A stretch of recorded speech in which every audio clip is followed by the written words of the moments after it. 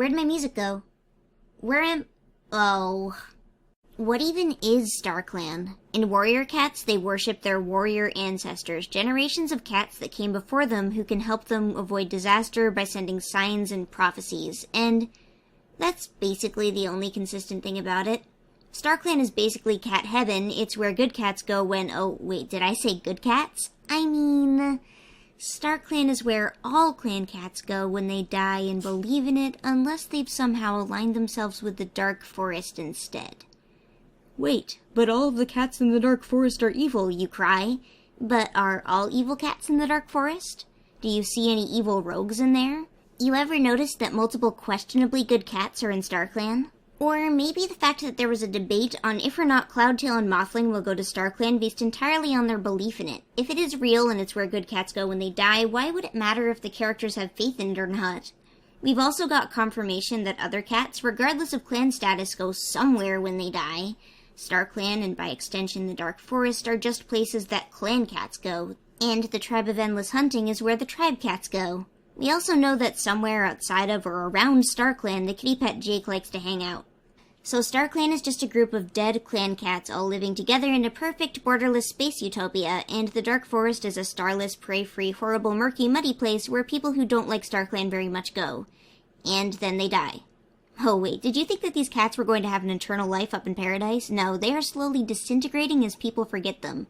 What people? We don't know. Do they have to be alive? Probably not, and cats like Shadowstar and Skystar are still kicking, but the ghost of Mapleshade, who's much, much younger, is fading away. We actually have a scene where Yellowfang explains this to Jayfeather in Fading Echoes, which is basically the first book where we learn this even happens. Which is ironically called Fading Echoes, or maybe purposefully called Fading Echoes, who knows. Jayfeather began to realize that other pelts were paler too. Some were so ghostly that they hardly seemed there at all, more like mist than flesh. Are those cats half-dead too? He asked Yellowfang as a wraith-like tortoiseshell crossed their path, hardly acknowledging Yellowfang's greeting nod. She shook her head. They've been here a long, long time, she explained, so long that they're forgotten. By everyone? The thought chilled Jayfeather. Being forgotten is nothing to fear. Not even the stars last forever. All cats fade and disappear eventually. They've earned their peace. A cat named Rock is cursed to be alive forever and know everything. Why? Who knows?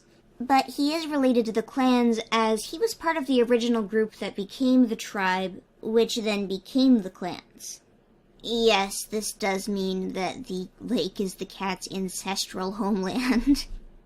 The cats in Starclan are only there because other cats remember them, which doesn't explain how cats like Sootfur and Rainwhisker go to Starclan at all, but regardless.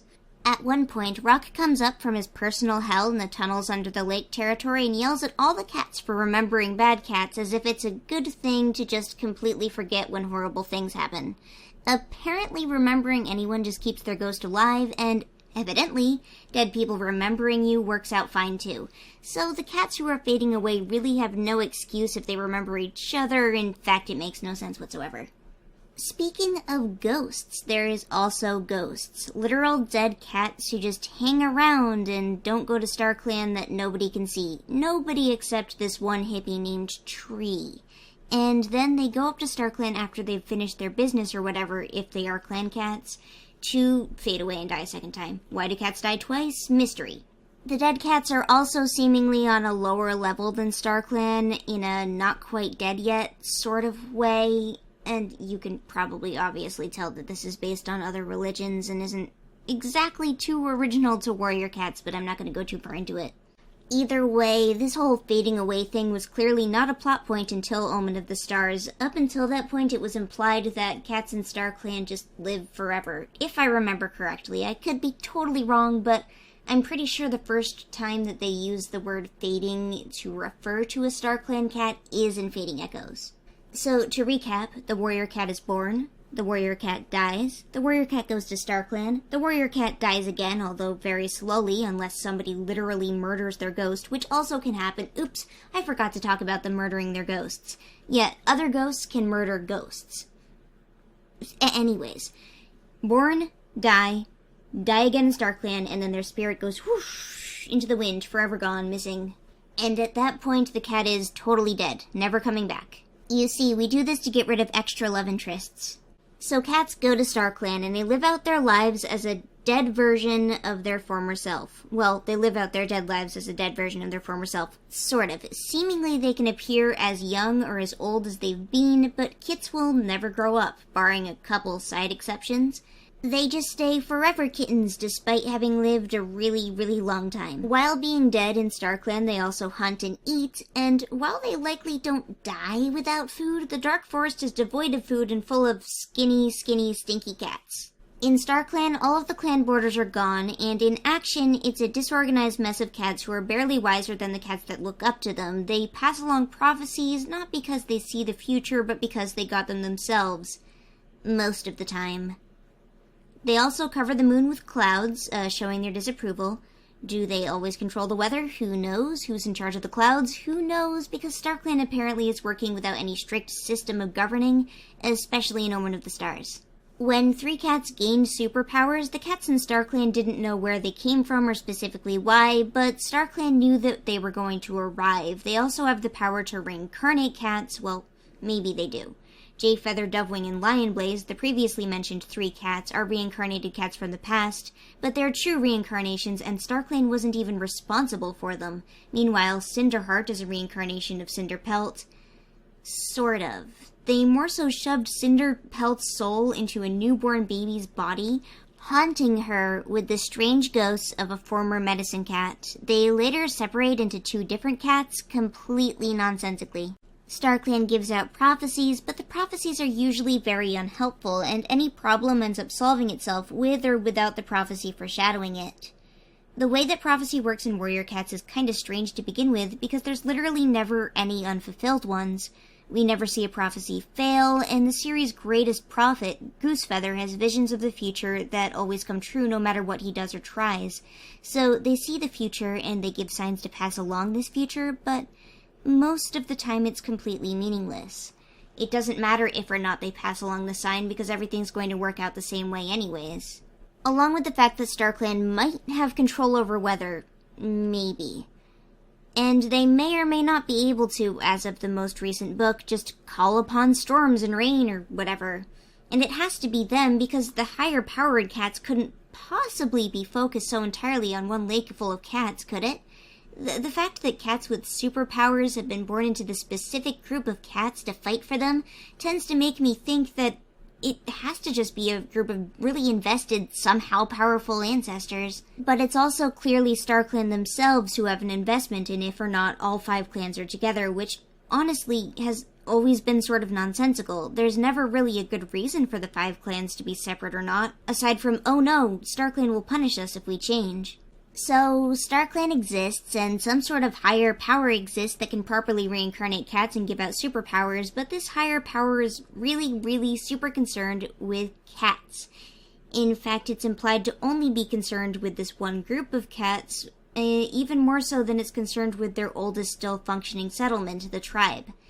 In fact, when the tribe is in trouble, they just send up cats from the clans to help them instead of giving them the tools they need to help themselves. There is even a magical, talking, sea-gazing badger who may or may not be a ghost. And to remind you, she's a badger and she has no relation to any of this, who is super, super concerned with the well-being of the warrior cat clans.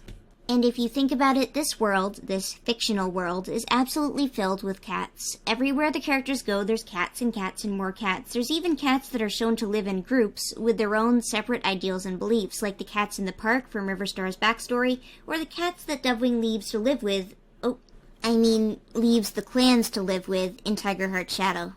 There's a really urgent feeling to all of this, too. The clans better stay together or something bad will happen. The clans have to exist or something bad will happen. And there's never any elaboration on why these bad things will happen or why the clans need to exist beyond cats growing up healthy and the continued remembering of the warrior cat ancestors who seemingly can also be remembered by the other dead cats, erasing the need for the living ones. The fact that there are superpowers and prophecies being doled out to these cats specifically to help with their personal problems has to have something to do with their ancestors playing the dead cat system or something. Now, I believe strongly that where I'm about to go didn't go through any author's mind while writing this. It's really just an excuse. A headcanon or an explanation. But are these specific warrior cat ancestors, as compared to any other cat's ancestors, so powerful because there's just so many of them, and so many cats are believing in them? The only logical conclusion I can come to, aside from free entertainment as the clans gossip and fight, is that they need all the clans to be together to achieve this power or to achieve something. In the beginning, Starclan only has power over clouds, prophecy, and giving other cats 9 lives, which they need about 9, or is it 8, ghosts to do in the first place. And as the series progresses, they eventually become powerful enough to fully materialize in the real world, control thunderstorms, and fight alongside the living cats. Their absolute insistence that the clans must exist makes sense in the situation that they're somehow addicted to power, because it keeps as many cats as possible alive and believing in them. Their insistence that the clans must stay separate as clans makes sense too, because their competition and uncooperative nature likely leads to more and more cat deaths, along with their reliance on the warrior ancestors to achieve their goals. Because the way I see it, Tigerstar was right. I mean about this one specific issue. There's no good reason for all the clans to stay separated when they all have nearly identical lifestyles and live within a day's walk of everyone else. What would be best for the warrior clans would be to combine and live in a way that protects and feeds and shelters everyone, but would that be best for a huge star clan that needs as much faith as possible? You could argue, oh, the clans would grow weak and lazy and be like kitty pets, but the cats in the current books fight each other so infrequently compared to how frequently they fight foxes, kitty pets, rogues, and other outside invaders. A huge chunk of the actual deaths or near deaths we end up seeing are from silly things like cats not sharing their herbs properly or dying because their leader was being too stubborn to ask for help. But like I said, this is just an excuse, a silly theory. Why would this group of cat ancestors be granted so much power? This is only one colony of cats living around a lake. There are cats all over the world in this universe, like I said, and seemingly no catch and release programs whatsoever. But everything revolves around the warrior clans, the weather, the goals of the other, mostly unrelated cats. It's almost like there's nothing else happening in the entire world but these cats living in the forest, getting into petty arguments about who their mother is. Outside events threaten them, but aside from the two-leg threat of the second series, they've always wrapped back around a personal grudge that another cat has carried against the clans or a specific member of them. So what I'm saying is that Starclan doesn't make very much sense, and I'm leaving.